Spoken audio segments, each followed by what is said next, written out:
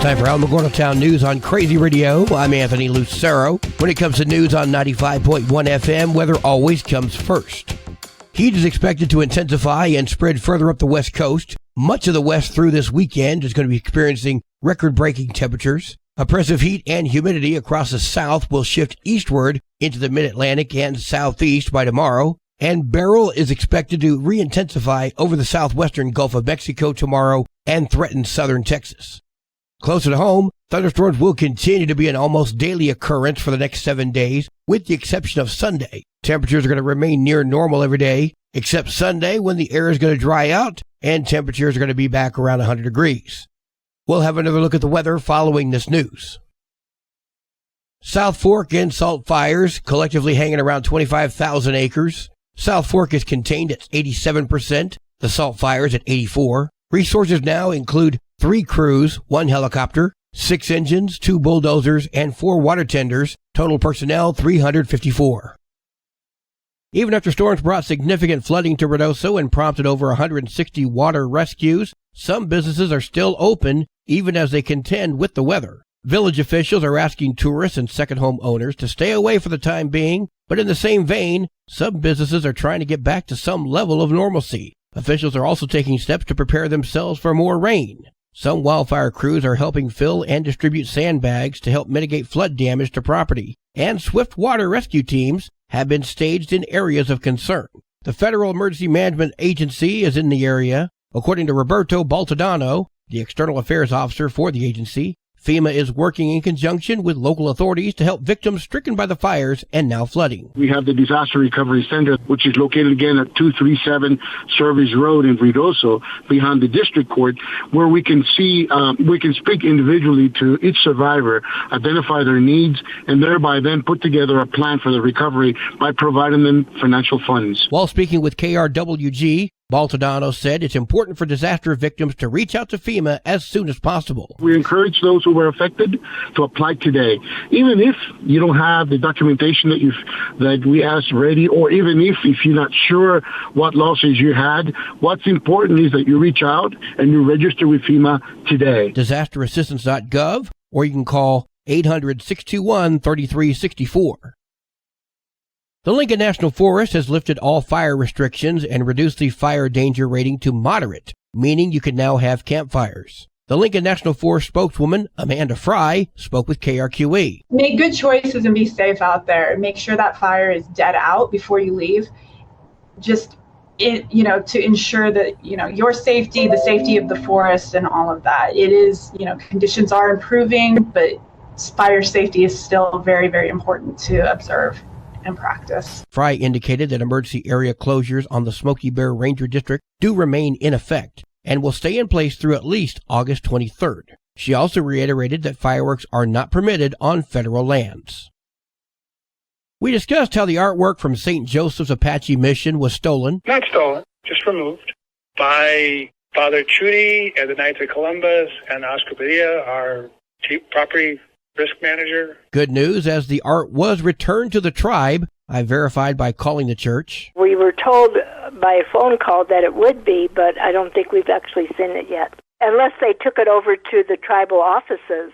It hasn't been returned here to the church as far as I know. I think those who took the pieces should review the 10 Commandments. Oh, I was also told something else too. He says everything belongs to the diocese. The church doesn't belong to the people. Everything belongs to the diocese. Well, this old backslidden back-pew Baptist is going to present to you Ephesians 1:22, and hath put all things under his feet, and gave him to be the head over all things to the church. Yes, hello. This is Pastor Jerry, and I would like to talk and say thanks and kudos to you and all of the people there at the radio station for reporting on the artworks that were stolen from the Apache people. The church may be operated by the Catholic diocese, but it has always been the church of the Apache people, who have always been supportive of the Catholic diocese and for the current priest that is supposed to represent the Apache people to do this travesty and humiliation to the Apache community shouldn't be tolerated by the Apache people,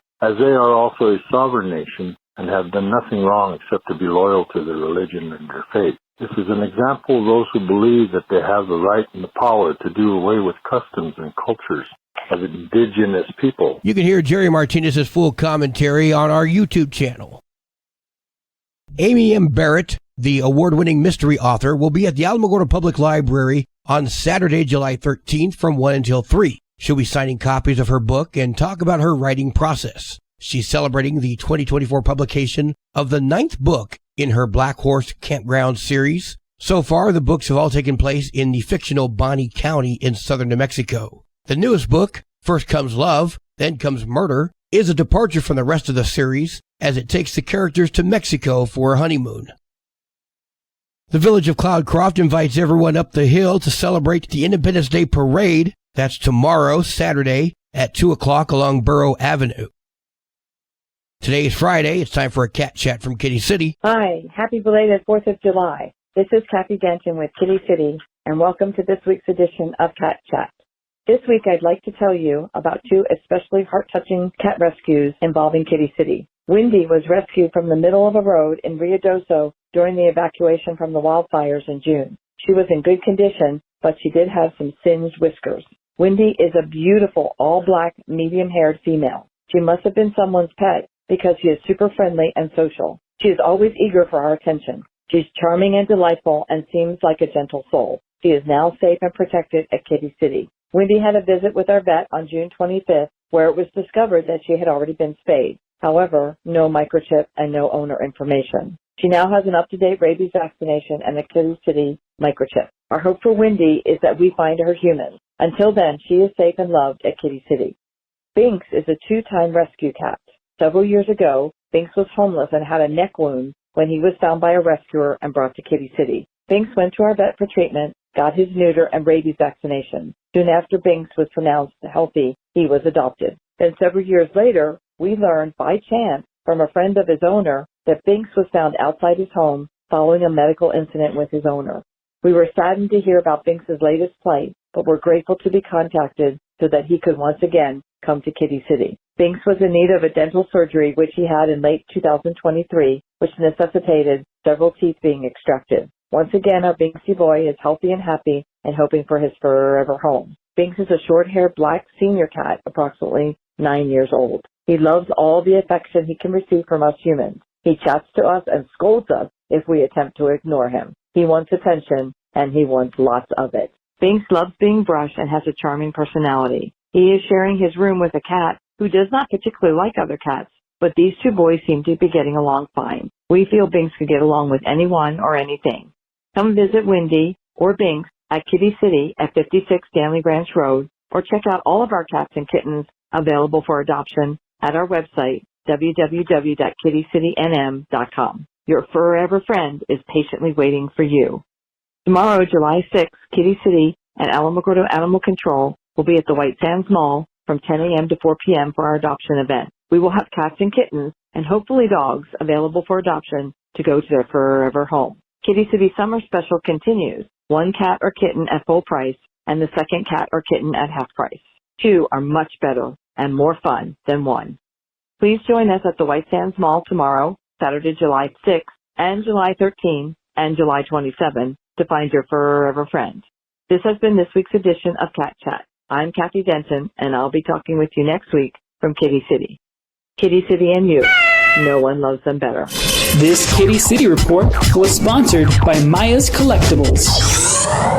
News from around the state in just a moment. This is Alamogordo Town News on Crazy Radio. I'm Anthony Lucero. Local news from local perspectives, from local voices. AlamogordoTownNews.org. Local sports, local events, and local happenings and more. Nonprofit owned and operated by Second Life Media. We are Otero County. AlamogordoTownNews.org. Heard daily on Crazy KALH Radio 95.1. Directory Plus is the right size book. It's the book if you need a phone book. That's what just one person has to say about Directory Plus. With its red cover, features, colorful yellow pages, and lots more, it's no wonder people all over use Directory Plus. It has so much more information. You can cross-check phone numbers or addresses or pretty much anything. Look on the plus side, Directory Plus. I'm a big fan of Directory Plus. A crash on Interstate 25 left 2 people dead near Hatch yesterday. It happened just before noon. Mexico State Police say a tractor trailer and another vehicle were involved, but it's not clear what vehicle carried the people who succumbed to the injuries.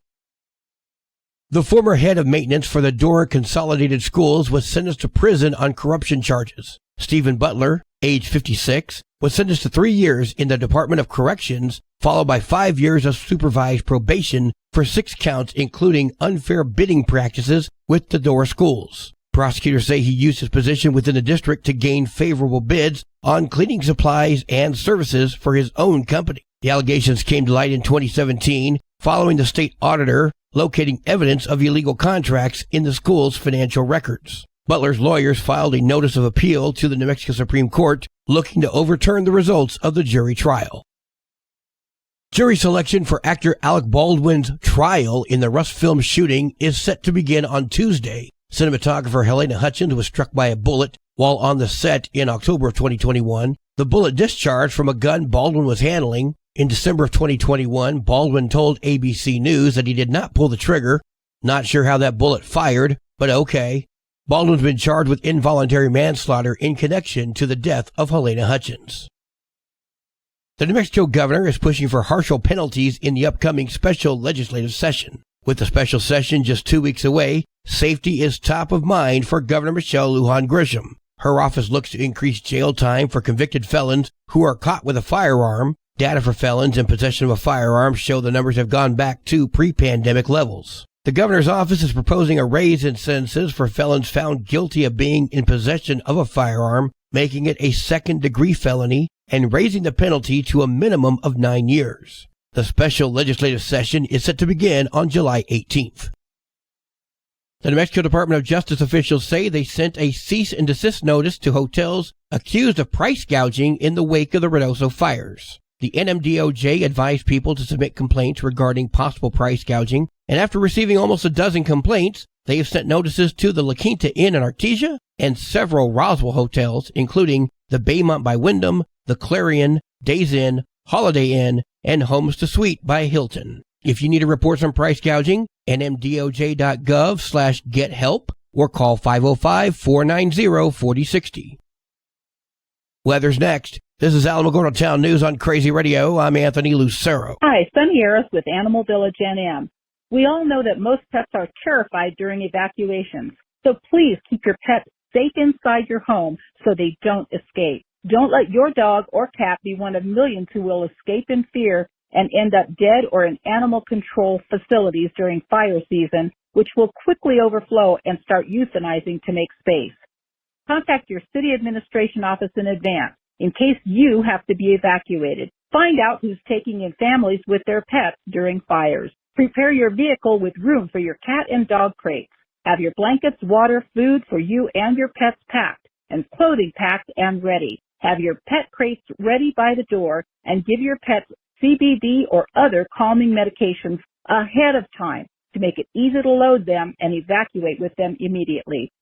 This is an emergency message from Animal Village NM. Your Crazy Radio spot-on weather forecast for the Tularosa Basin today calls for increasing cloudiness. There's a 50% chance of showers and storms. New rainfall amounts less than 1/10 of an inch expected. Tonight, mostly cloudy with a 30% chance of showers and storms. Sunny tomorrow with a 30% chance of showers and storms. Your high today in the basin, 93. Low tonight of 68. High tomorrow, 93 degrees. In Cloudcroft, increasing cloudiness today with a 70% chance of showers and storms. New rainfall amounts between 1/10 to 1/4 of an inch expected. Winds will be gusting as high as 16 miles per hour. Tonight, mostly cloudy with a 30% chance of showers and storms. Winds gusting as high as 18. Tomorrow, increasing cloudiness with a 40% chance of showers and storms. Winds gusting as high as 12. Your high today in Cloudcroft, 69 with a low tonight of 52. High tomorrow, 71 degrees.